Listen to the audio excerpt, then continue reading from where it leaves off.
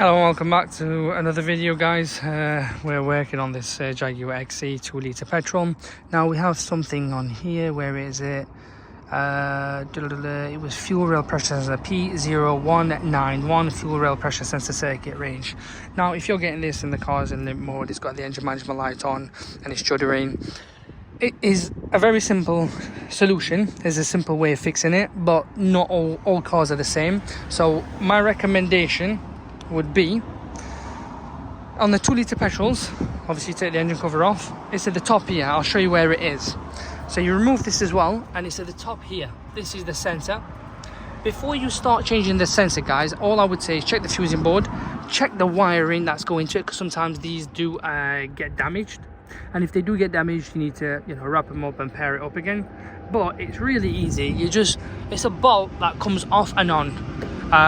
Just replace it with a new one. This should hopefully cure it. Do a full scan and clear, done dusting. Obviously if that doesn't cure it, then that means there's something else elsewhere down the line that's causing this. But that's what the fuel rail pressure sensor is, and that's where it is, guys.